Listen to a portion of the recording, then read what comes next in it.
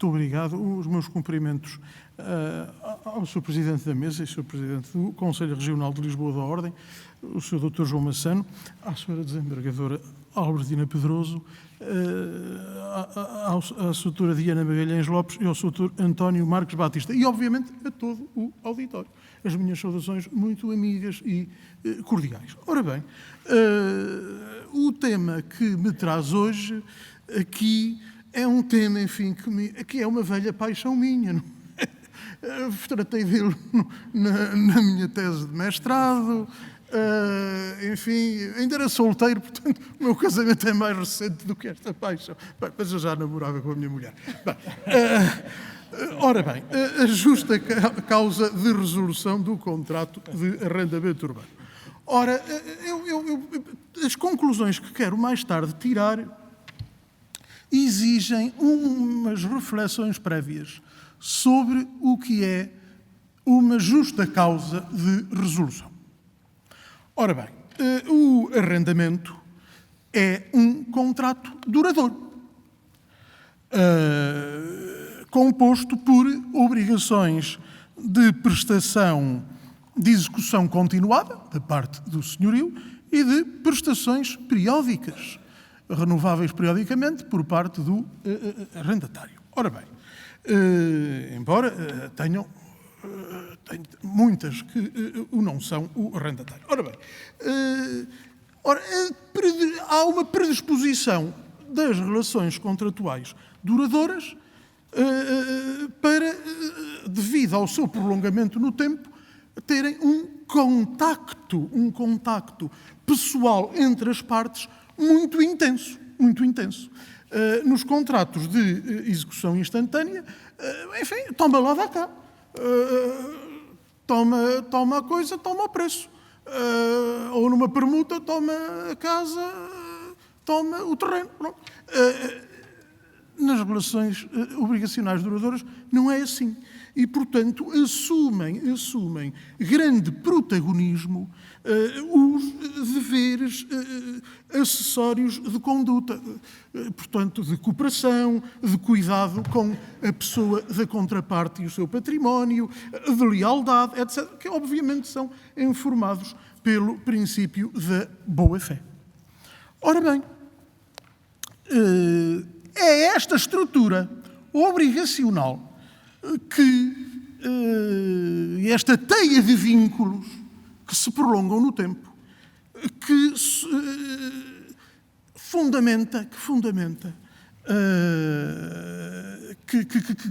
baseia a resolução por justa causa.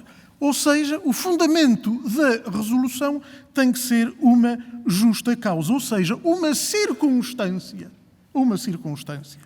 que, atento o caso concreto e os interesses das partes envolvidas, torna inexigível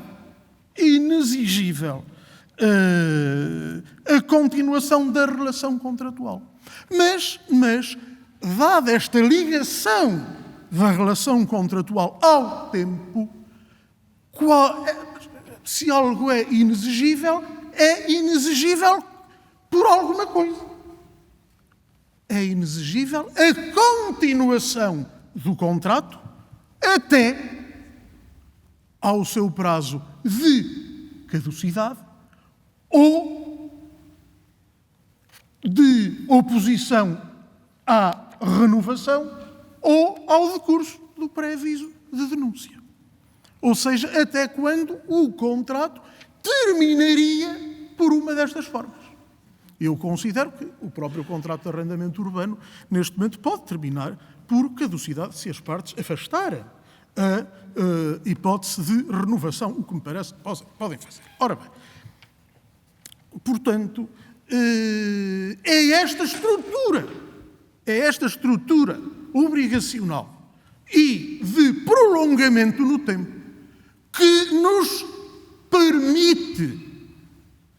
permite saber se algo é exigível ou não, se continuar é exigível ou não.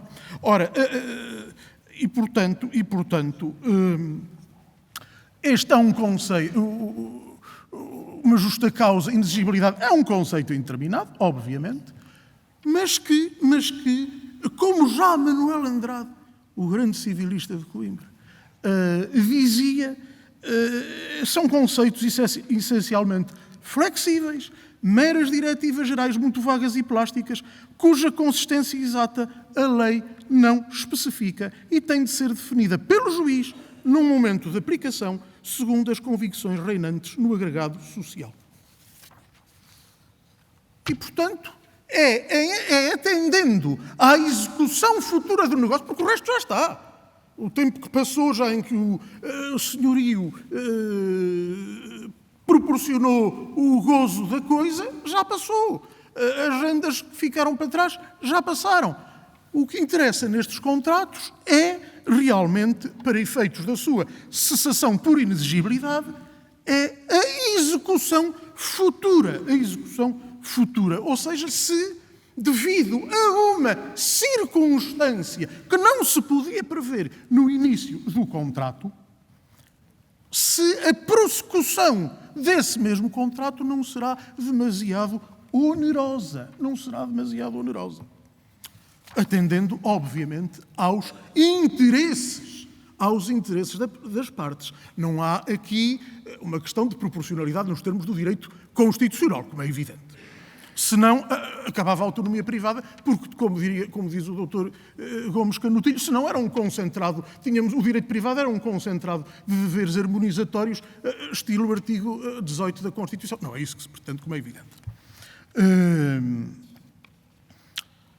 Ora, o domínio por excelência da justa causa de resolução, é a violação de obrigações contratuais. E aqui cabendo qualquer modalidade de incumprimento. Qualquer. Quer o incumprimento definitivo, ou não cumprimento definitivo, que, aliás, neste tipo, nas prestações de execução continuada, o mero retardamento é durante uma parte do prazo, já é uma impossibilidade parcial. Se tem de proporcionar o uso durante um mês, se não proporciona durante 15 dias, já há impossibilidade parcial. A mera mora também pode ser fundamento de justa causa de resolução, porque não estamos aqui perante aquela questão de saber se o cumprimento atempado ou não atempado imputável ao devedor se tornou impossível a prestação.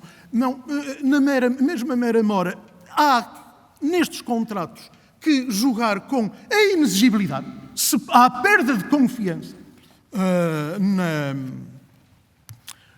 na persecução futura do contrato e até o próprio cumprimento defeituoso, nomeadamente por violação dos deveres acessórios de conduta.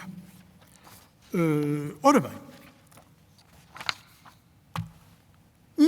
mas em termos gerais, até mesmo circunstâncias objetivas e, portanto, diferentes do não cumprimento de obrigações, podem ser justa causa de resolução por tornarem inexigível a continuação do contrato. Por exemplo, o artigo 1140 do Código Civil, quanto ao contrato comudável, prevê justas causas objetivas. Ora bem, quanto à resolução do arrendamento urbano, eu, a doutora Albertina Pedroso, o doutor João, só ali a doutora Cláudia, que é mais jovem, é que não. Ainda trabalhámos todos, e muitos dos meus amigos, ainda trabalhámos todos com o artigo 64 do RAU. E entre alguns até, isso já não, o artigo 1093 do Código Civil, que estabelecia causas, fundamentos taxativos de resolução do contrato. Ora bem, isso foi completamente mudado pelo legislador de 2006. Já entrou na maioridade, também já não é um regime novo. com o novo artigo 1083 do Código Civil, não é? Que proclama no número 1 que qualquer das partes pode resolver o contrato nos termos gerais de direito, com base em cumprimento pela outra parte, e no número 2 diz que é fundamento de resolução em cumprimento pela sua gravidade ou consequências, torna inexigível a outra parte a manutenção do arrendamento. E, acrescento eu, inexigível atendendo ao período de tempo que ainda terá de decorrer até se poder exercer uma oposição à renovação, uma denúncia ou ocorrer a caducidade do contrato quando ele não seja renovável. E numa frase que escrevi já nessa altura, há tanto tempo, e que a jurisprudência tem tido a amabilidade de citar com alguma frequência, pela primeira vez entre nós, a extinção antecipada do arrendamento urbano não se funda relativamente ao senhorio, num elenco fechado de motivos resolutivos, oferecendo-se ao juiz margem de apreciação da relevância extintiva dos incumprimentos invocados. Ou seja, a taxatividade do artigo 64 do RAU de 1990 e já das normas anteriores de resolução pelo senhorio desaparece. Ora bem, consequências da adoção de um regime de justa causa de resolução do arrendamento urbano. Desde logo, parece-me que não se podem afastar fundamentos resolutivos. Artigo 809 do Código Civil, que impede renúncia antecipada a direitos do credor, mesmo naquela interpretação do Dr. Pinto Monteiro, que tem feito escola, que isso permite, enfim, excluir-se convencionalmente ou limitar-se a indemnização em casos de culpa leve, e que recentemente o professor Paulo Mota Pinto, em homenagem ao professor Pinto Monteiro, ainda estende isso para a culpa grave, defende agora isso quanto à culpa grave, e se calhar com bons fundamentos. Bom, mas mesmo essa posição sempre partiu de que não se podia renunciar antecipadamente à resolução do contrato, porque senão não haveria coercibilidade das obrigações civis. Ora bem,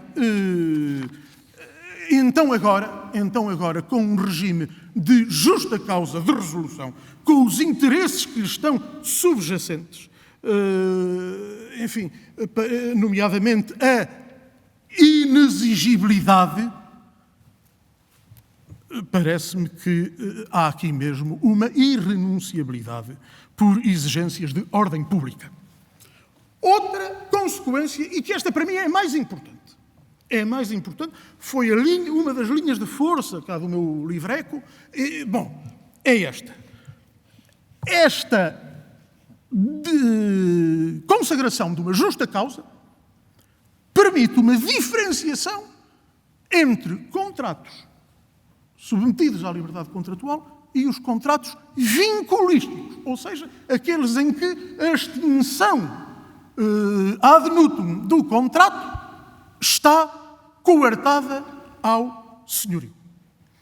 Creio que com esta solução podemos dizer perfeitamente que o mesmo motivo de resolução tornará muito mais facilmente inexigível a continuação de um contrato vinculístico do que um contrato sujeito à liberdade contratual, em que, num prazo mais ou menos curto, o senhorio já se pode desvincular. Quando não pode, é evidente que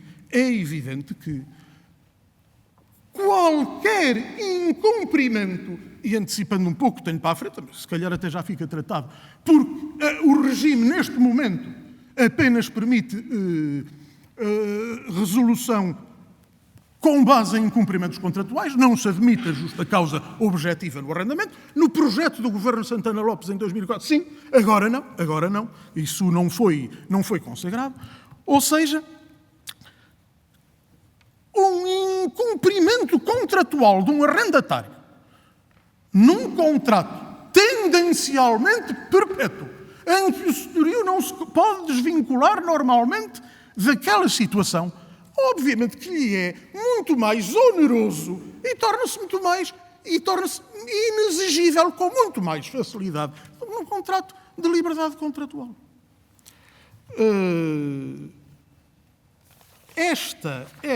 Isto, aliás, já o professor Bernardo Xavier escreveu há muito tempo sobre o contrato de trabalho.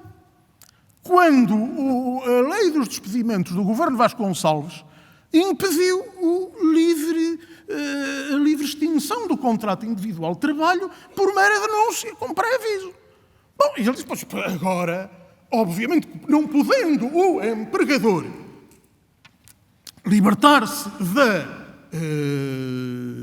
da relação contratual que a outra parte violou, é evidente que a violação manifesta-se de uma forma muito mais onerosa do que se, passado pouco tempo, o pudesse despedir. E, portanto, a conduta do arrendatário manifestar-se-á da forma significativamente mais lesiva dos interesses do senhorio, quando este não possa, previsivelmente, renunciar o contrato ou opor-se à sua renovação. O sacrifício com a vinculação contratual é, por isso, muito superior. E eu acho que houve um acórdão da relação do Porto, já de 2010, salvo erro, em que o senhor desembargador Freitas Vieira até seguiu este ponto de vista. E penso que ele devia ser aproveitado, porque o vinculismo é uma coisa muito séria. É uma coisa muito onerosa para a economia e para a sociedade. E, portanto, quem beneficia dele não pode andar a aproveitar-se das medidas protecionistas para depois violar a economia do contrato. Isso é um contrassenso, manter um contrato assim. E, portanto, foi sempre uma linha de força que defendi e que continuo a defender, que nos contratos vinculísticos, tendencialmente qualquer violação contratual é fundamento de resolução por justa causa. Ora bem, outra consequência deste regime do artigo 1083, enfim, é que qualquer, um pouco no seguimento que eu estava a dizer, qualquer obrigação contratual, o não cumprimento de qualquer obrigação contratual pode ser justa causa, porque já não há nenhuma taxatividade, designadamente, do artigo 1083, número 2. Qualquer uma. E isto deve ser aproveitado ao máximo. Inclusivamente, com a consideração de todos os deveres acessórios de conduta, todas as obrigações do artigo 1038 do Código Civil podem ser fundamento. E, mais digo, nos contratos vinculísticos, todas são. Porque a vinculação contratual é muito onerosa para o senhorio.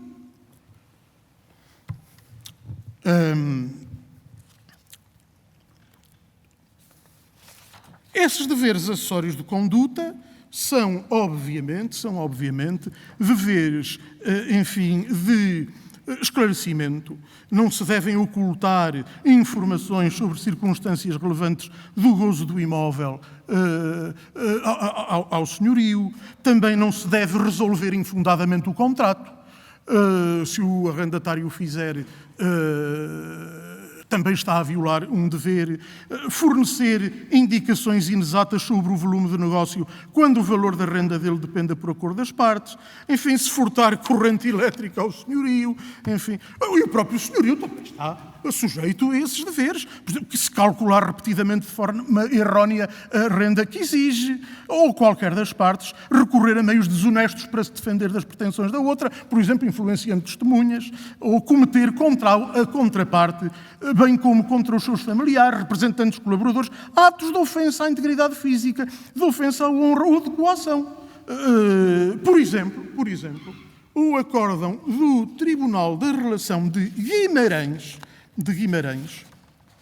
de 19 de maio de 2022, que foi relatado pelo Sr. Desembargador José Carlos Duarte, decidiu, e a meu ver, muito bem, que havia justa causa de resolução quando inclina em duas situações em tal qualidade, não era por uma rixa de trânsito entre os dois, tinha a ver com o contrato, dirigiu ao senhorio palavras ofensivas da sua honra e consideração e, noutra situação, agrediu-lhe a sua integridade física.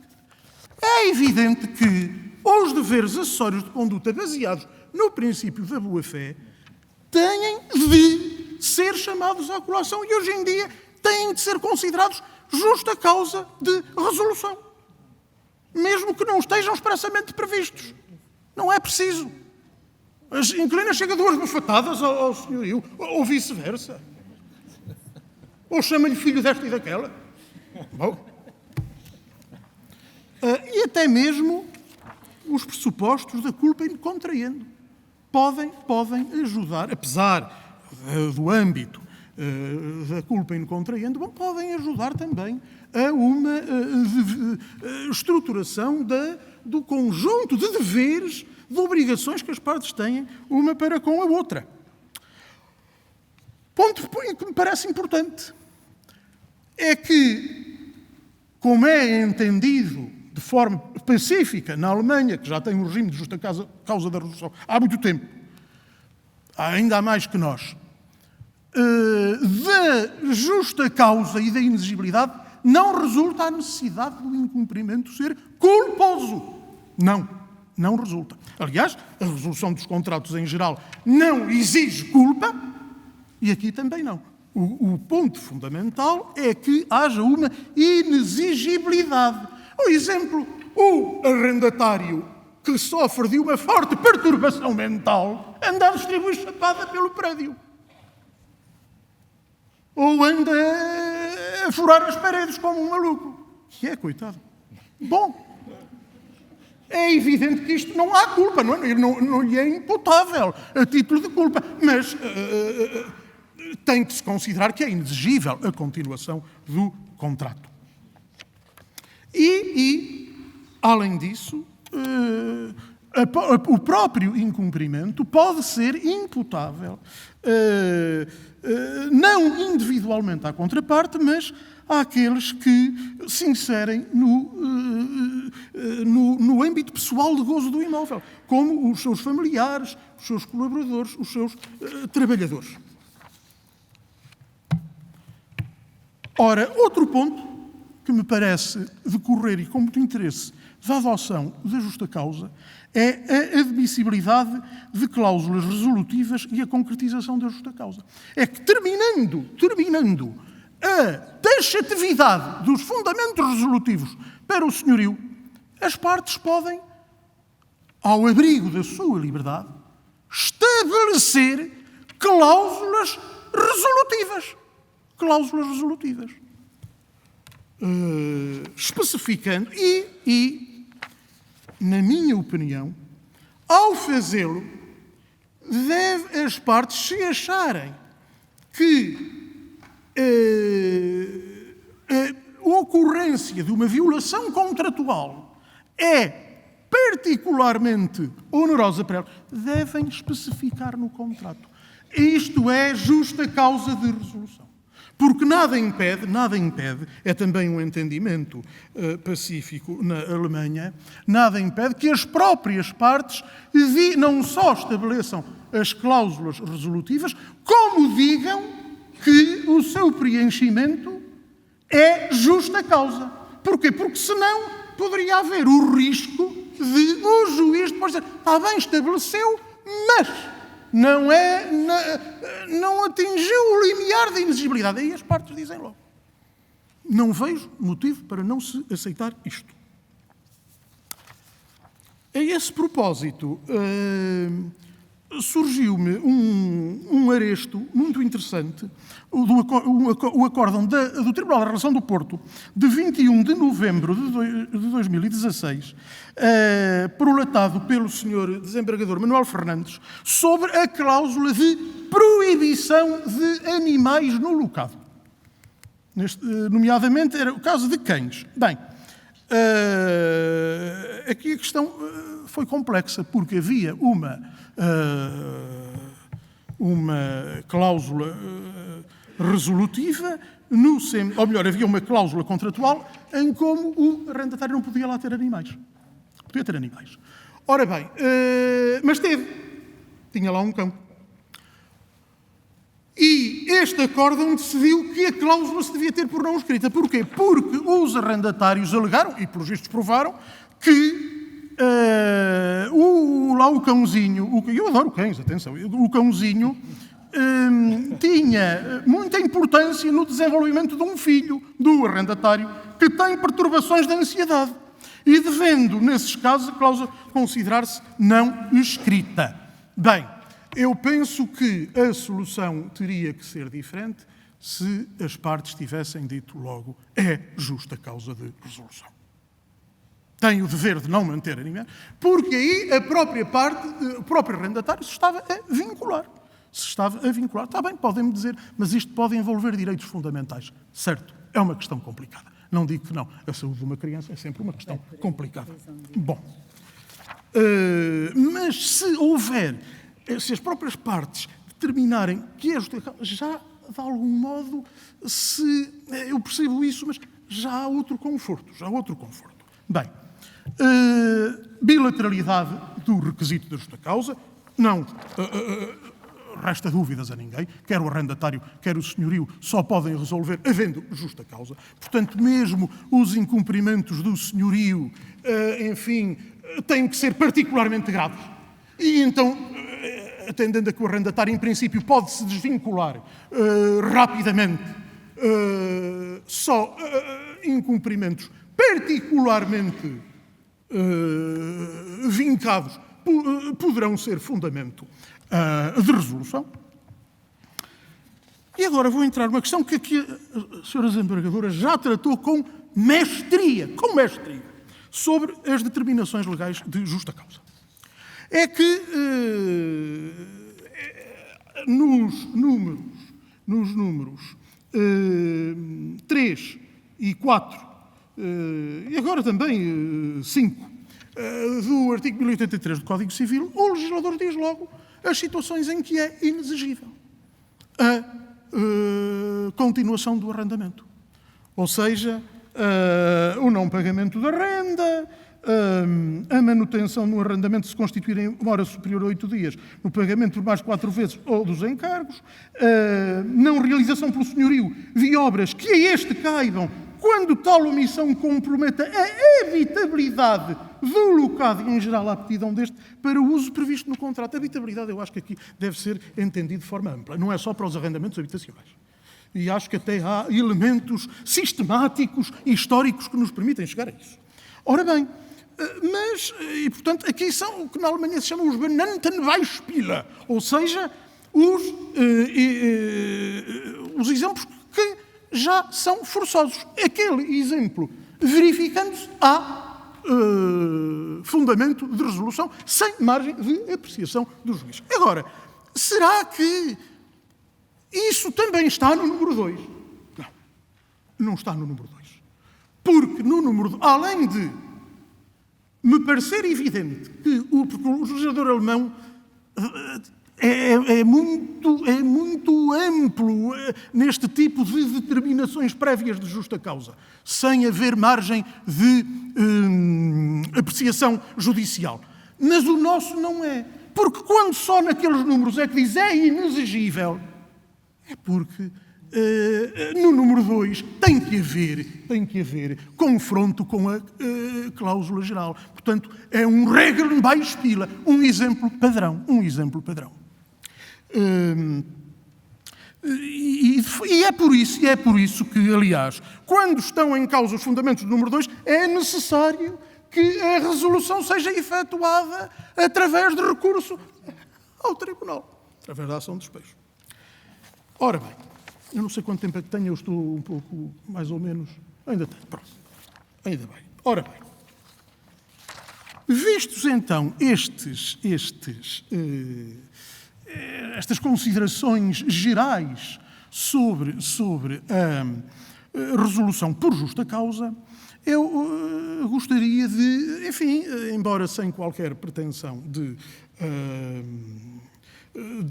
exaustividade, porque é impossível, porque tratar de uma coisa desta, todos os fundamentos resolutivos, eu podia estar aqui o dia todo, ou mais. Podíamos ter um curso, verdadeiramente. Vou apenas tratar um pouco de alguns dos fundamentos resolutivos, um pouco em passa.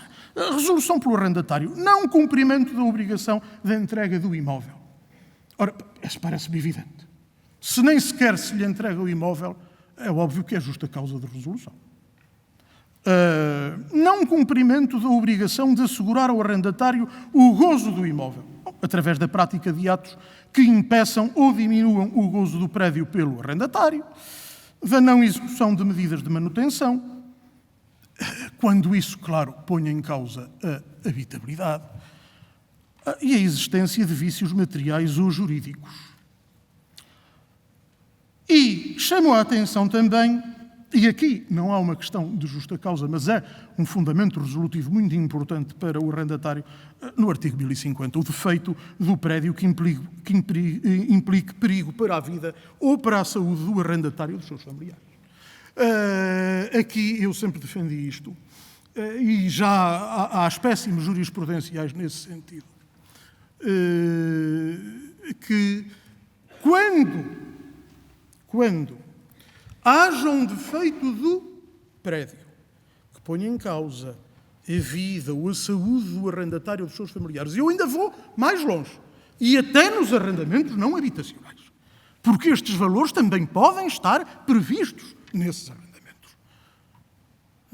Se, por exemplo, num prédio arrendado para funcionar um banco, há valores e umidade de tal ordem que põem em causa a boa respiração das pessoas, etc., não vejo porque é que isto também não se deve aplicar. Acho que está aqui em causa o direito à integridade física, não o direito na dimensão de direito à saúde, não direito à saúde do 64, não é que isso é prestações do Estado, mas à integridade física, à integridade pessoal. E portanto, independentemente de qualquer culpa do senhorio, independentemente de qualquer culpa dele. Mais até, pode nem sequer estar previsto, pode nem sequer haver um vício em termos técnicos. Pode não haver um defeito em termos técnicos. Por exemplo, porque o arrendatário já sabia que ele existia. Bom, estão em causa valores muito sérios, que eu acho que aí... e isto até pode ser causado por interferências externas. Por exemplo, ruídos que não permitam o repouso da pessoa. Não permitam o repouso da pessoa. Resolução pelo senhorio. Obviamente, a falta de pagamento da renda ou dos encargos no tempo e no lugar próprios, que nem sequer necessita de uma avaliação judicial da sua inexigibilidade. E também a violação das regras de higiene, de sossego, de boa vizinhança ou de normas constantes do regulamento do condomínio, e o legislador já interveio para retirar daqui a exigência, que, enfim, com uma justa causa e com uma cláusula aberta, no caso concreto até podia não ser exigida, mas que fossem incumprimentos reiterados e graves. Não. Agora basta obviamente, que preencha a justa causa. Porque senão, realmente, uma pessoa que um dia enche as escadas do prédio de esterco de cima a baixo, bom, criando o pior problema de saúde pública, etc. Bom, aí não podia ser. Deixava umas cascas de banana 3 ou 4 vezes, já era modus in rebus. Bom, a utilização do prédio, isto, claro, tem que ser sempre visto na perspectiva da paz do prédio. Da paz do prédio ou dos imóveis contíguos, que, ao contrário na Alemanha, de onde vem esta figura da paz do prédio, isto não tem que ser para prédios com várias habitações. Bom, utilização do prédio contrária à lei, aos bons costumes, à ordem pública. Eu aqui acho que qualquer forma de ilicitude está presente. Qualquer uma. Qualquer forma de ilegalidade. Os bons costumes, claro, dependem de uma concretização jurisprudencial, e eles estão cada vez mais a sofrer certa erosão e mutação. Eu ainda sou... O conselheiro Pinto Furtado ainda se lembrava e ainda cita uma decisão dos anos 50 em que um casal foi despejado porque vivia em união de facto. Hoje em dia tudo se riria disto, mas... Pronto, eu ainda sou do tempo que não tenho dúvida que a maioria das pessoas acharia que 2 pessoas do mesmo sexo viverem maritalmente também seria isto. Hoje em dia já nem pode ser, porque a lei o prevê. E, portanto, não, enfim, tudo isto é mutável, mas realmente a questão da contrariedade à lei tem que ser tida em conta. De uma forma diferente, porque acho que está a haver sempre houve, e continua a haver uma certa permissividade. Por exemplo, instalações que não têm as devidas licenças. Não, mas isso não interessa nada ao arrendamento. Interessa. É uma ilegalidade que lá é cometida. E, portanto, não concordo com isso. Uso do prédio para fim diverso daquele a que se destina, ainda que a alteração do uso não implique maior desgaste ou desvalorização. Excelente acréscimo que o legislador já fez, porque se tentava sempre salvar os contratos com isso, quando o que está aqui em causa é apenas e só a violação do disposto no contrato. Se as partes estabeleceram que é para talho, não é para a agência funerária. Se estabeleceram que é para perfumaria, não é para canil. E, portanto, parece-me que ainda hoje está muito atual o artigo de 1983, publicado na Revista de Legislação e Jurisprudência, do professor Vasco Lobo, do saudoso professor Vasco Lobo Xavier, no sentido de que só se admitem atividades para além das ou melhor, juntamente com as convencionadas, se estiverem numa instrumentalidade necessária ou quase necessária, ou seja, são atividades que a própria atividade estabelecida contém, por exemplo, o armazenamento de botijas de gás num café. É óbvio que lá tem que armazenar botijas de gás para fazer as coisas no café. Ou lavar louça. É óbvio que lava louça. Estabelecimento de bebidas. É óbvio que não é só bebidas, também uns petisquitos, porque isso é de todo o ponto necessário para a venda das bebidas. Agora, as teorias do acessório, tem pouca importância, há pouco... Isso parece-me que é de evitar para se respeitar a vontade dos contraentes. Não uso do locado por mais de um ano, salvo nos casos previstos no número 2 do artigo 1072. Bom, aqui parece-me que, e isto já seria aplicável antes, quando havia a taxatividade, mas agora, por maioria de razão, tem que se tratar de um uso efetivo. Não é um uso fraudulento só para ali dar um ar que as coisas estão a funcionar. Eu já, na minha tese de mestrado, falei disso e agora, por exemplo, eu remeto para o Tribunal da Relação de Lisboa, há outros espécimes jurisprudenciais nesse sentido. Tribunal da Relação de Lisboa, de 21 de junho de 2018, cujo relator foi o Sr. Desembargador Ilídio Sacarrão Martins, e que tinha esta situação. A partir de 2002, a RE retirou do locado os seus funcionários e colaboradores, tendo-os deslocado para novas instalações, onde passaram a elaborar em pleno os seus serviços, pelo que se verifica o fundamento resolutivo. É evidente, senão o que há é uma fraude. Eu conheci um caso desses, pessoalmente, nas minhas barbas. Uma oficina de automóveis e de recauchutagem, que só manteve lá um funcionário, era o mais velho de todos, que já estava para ir para a reforma. Então o que é que acontecia? Chegava lá alguém com o carro e, desde que fosse algo mais do que, enfim, sei lá, mudar a bateria, ele dizia-lhe, vá às nossas instalações na zona industrial. E era assim. Obviamente que isto não se pode entender como um uso. O uso tem que ter um volume de operações que corresponda àquilo que se espera daquele negócio. Se durante 6 meses, num ano, não há uso nenhum, bom, não é o que se espera. E, portanto, não há uso. Cessão total ou parcial, temporária ou permanente, onerosa ou gratuita do gozo do prédio, quando ilícita, inválida ou ineficaz perante o senhorio. Quero aqui dizer que qualquer cessão, não há qualquer taxatividade, portanto, não tem que ser só por, como era no artigo 64 do RAU de 90, o comodato, a cessão da posição contratual, não, qualquer uma.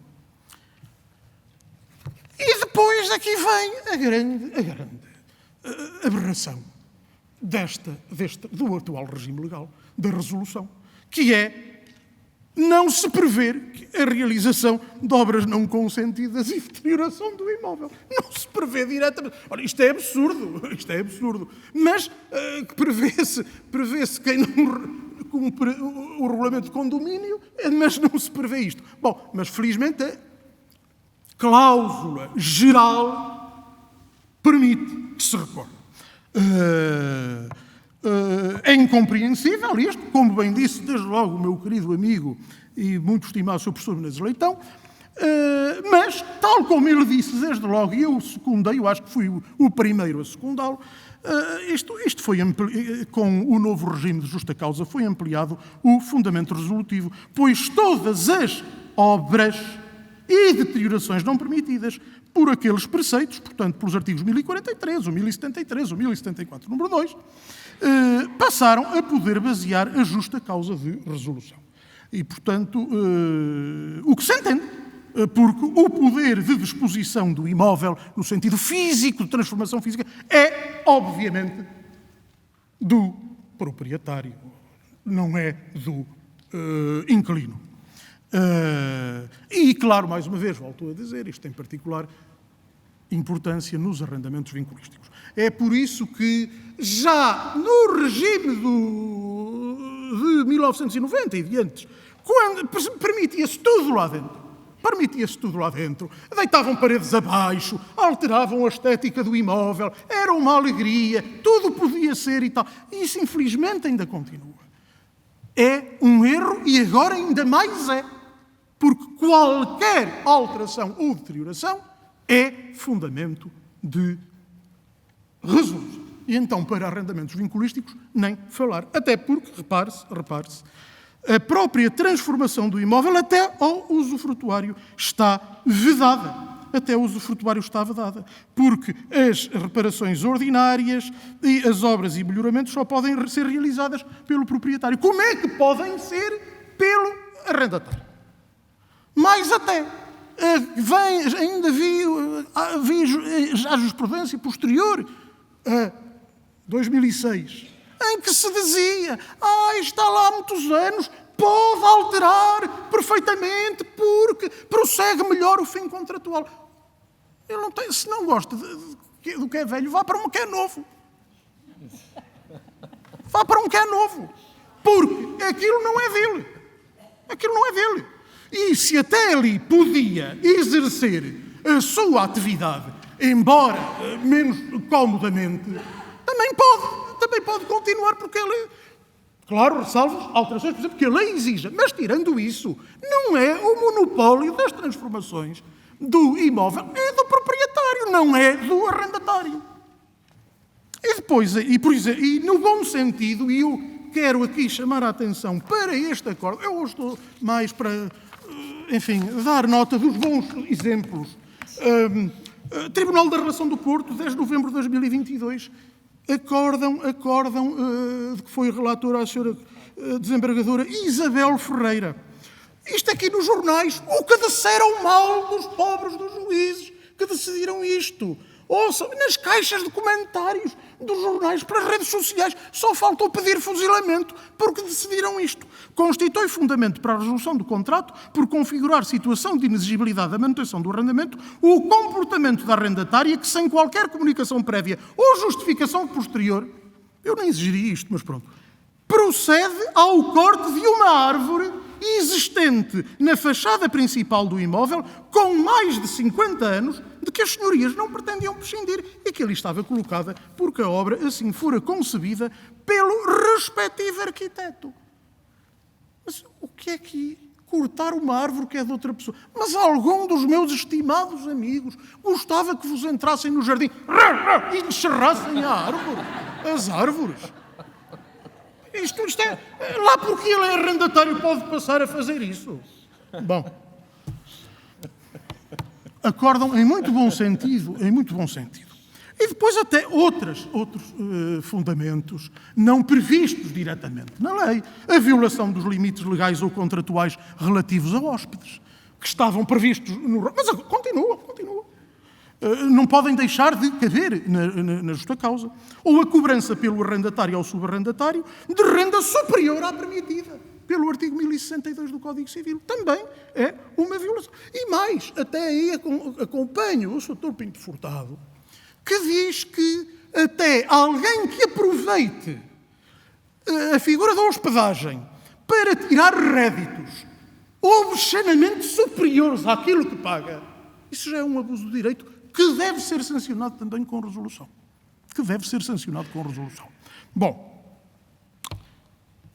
como disse, isto não era para ser uma exposição exaustiva sobre vários fundamentos. O que eu quis, acima de tudo, foi do que temos sobre justa causa, dos motivos e da teleologia subjacente à justa causa, enfim, tirar consequências que me parecem importantes e também ao nível de alguns fundamentos. Gostaria de ter explorado muito mais os fundamentos, gostava de ter explorado muito mais. Hoje era impossível. Eu aí entraria aí como cão por vinha vindimada no tempo das outras pessoas, e não pode ser. Muito obrigado pela vossa benevolência. Obrigadíssimo.